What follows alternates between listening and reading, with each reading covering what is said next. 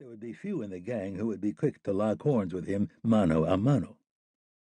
Strange as it sounded to him, he had established himself as an outlaw a lot faster than it had taken him to establish himself as a lawman, and he had managed to do it well enough that most hard cases prowling the desert knew him, or thought they did.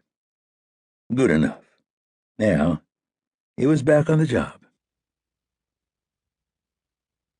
Sam remained in the mesquite cover the next 20 minutes, watching the four riders draw closer, riding abreast to a path leading up to the waterhole ahead of a wide, roiling stream of trail dust their horses raised. Sam shook his head. Nobody rides abreast this time of day. At least nobody who wanted to keep the hair atop his head. When he raised the lens back to his eye, Sam looked out past the four riders all the way across the sand flats to a stretch of sloping hills standing beneath the twisted hills. At this time of morning he could still see the hills well enough to distinguish any signs of life and what that life form might be. Another hour or so in the wavering heat would obscure these foothills from view for the rest of the day. Good Apache weather, Sam told himself. The Apache knew this. They used the time of day or night to their advantage.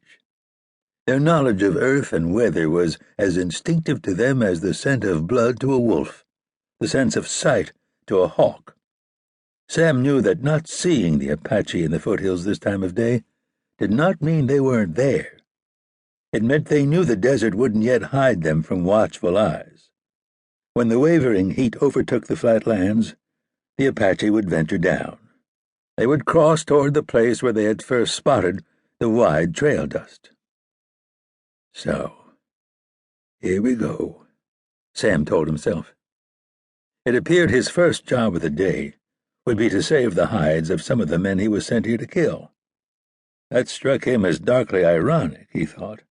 Rising onto his knees, his rifle pressed to his shoulder, levered and cocked at Clyde Burke from 10 feet away.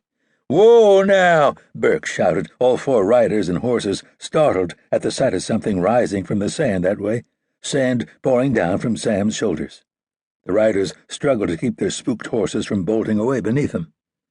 "Everybody freeze up!" Sam shouted, hoping that he wouldn't have to fire his rifle. On the slimmest outside chance that the Apache in the foothills hadn't seen the trail dust, he didn't want to send a rifle shot resounding in a 5-mile radius. The three other men tightened on their reins, but kept their hands chest high. So did Burke. "Jesus, Jones," he said, "what the blazing hell are you doing here?" "I felt bad leaving you, so I came back," Sam said, thinking quick. He stood up, the rifle still pointed and cocked. "After a month?" Burke said.